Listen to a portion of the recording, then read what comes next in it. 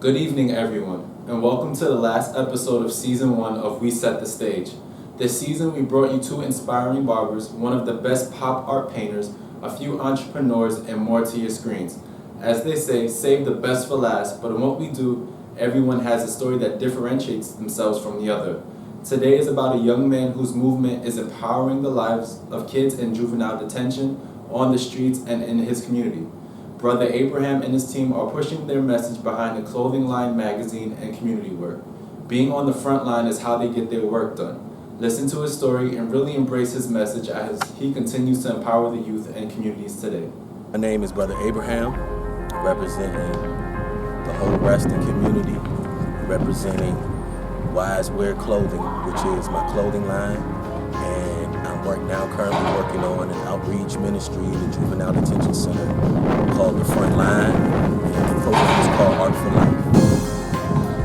360 Degrees is the name of the clothing line, Wise Wear. 360 is the logo. I was working in the Juvenile Detention Center as a mental health specialist when I came up with the logo and with the clothing line, because it was a way to reach the kids through art and through fashion. So it grew from there and it expanded. Wise Wear expanded into just a nonprofit movement where we would have fundraisers and we would put on fashion shows for the community, for the kids. And it's just a straight outreach, uplifting ministry in a sense. Wise Wear is the word that uplifts people, that motivates people, that changes my life. So it was through knowledge, wisdom, and understanding that changed my life. And I decided that I wanted to give that back to the community through my gift, which was art, through art and fashion. So we branched out with the FrontLine. The FrontLine is in a magazine. It is an outreach magazine that is designed to house artwork, photos, pictures, anything that is artistic in it. And the juveniles in the juvenile prisons put their artwork in it and they build it. And it's basically like, I tell them, it's basically like their own portfolio. It's them building their own image in their words, their expression. So the program has been real successful. We're really excited about it this summer, going into Leesburg, Virginia, going into Manassas. Right now we're currently in Alexandria. So really excited about the Frontline movement and the Art for Life program. Art for Life stands for all righteousness together, for life. And I have an older brother currently doing life in prison, and the whole ideal came from his motivation and the desire to make a connection with the brothers and sisters who are incarcerated with us out here in the world. I feel that art is a universal expression. Art is that language that unites us. It helps us rise above our titles. It helps us rise above the things that divide us. And it helps us see the value of each other. So through art, we feel that that's the key of our unity.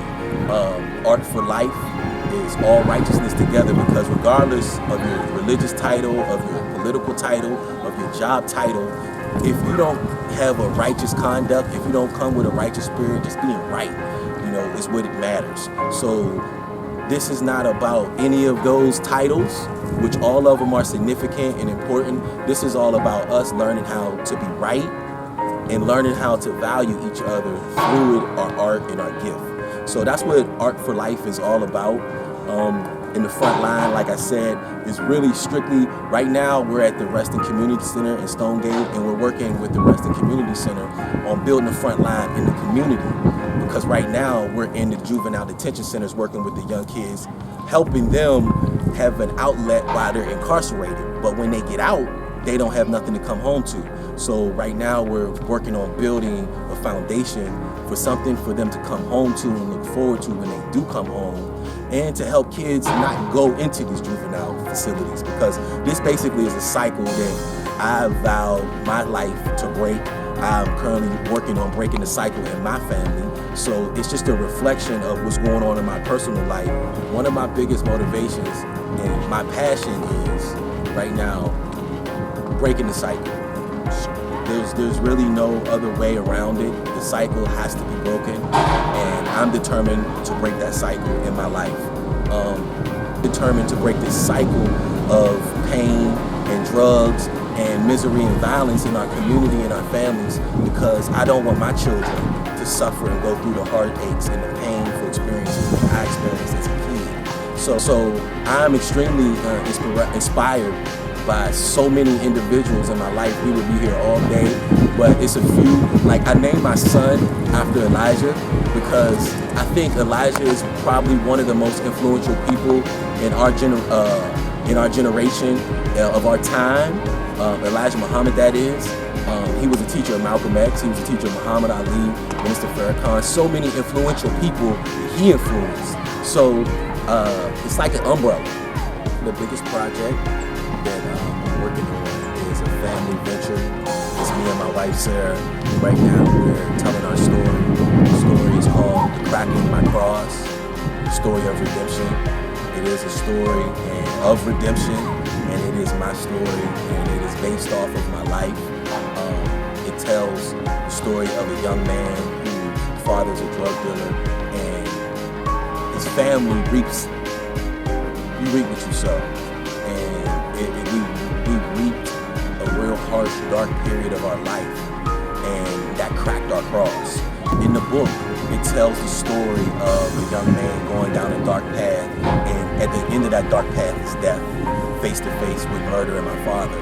So it tells the story of redemption, and it actually tells how I got to where I am today. Words of wisdom for the youth, words of wisdom for my peers and my elders.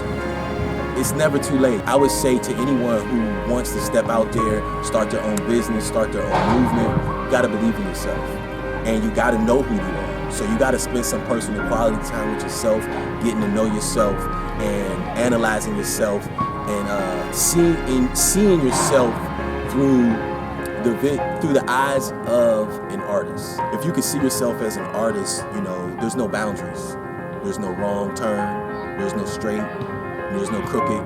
It is what it is. So through that, I would say step out there on faith, and step out there and just don't be afraid to ask a question. Don't be afraid to ask somebody who's doing it. If you see somebody doing something you want to do, don't hesitate to step to them and say, hey, my name is such and such. Do you think you can give me a little bit of words of wisdom and tell me how you do this or how I can get that done? The biggest thing to hold us back is fear. And the biggest thing is fear of knowledge. So if you're going to be afraid, you're not going to get far. You got to challenge that fear and ask the questions that need to be asked so you can get to your destiny.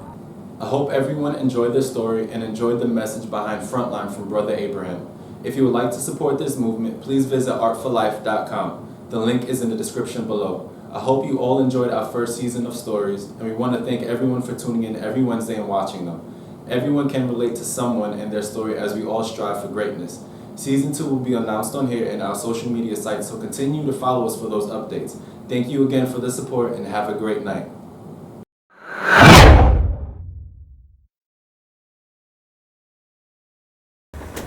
Peace to everybody out there. My name's Dink. Right now, we in the Low Culture Shop. This is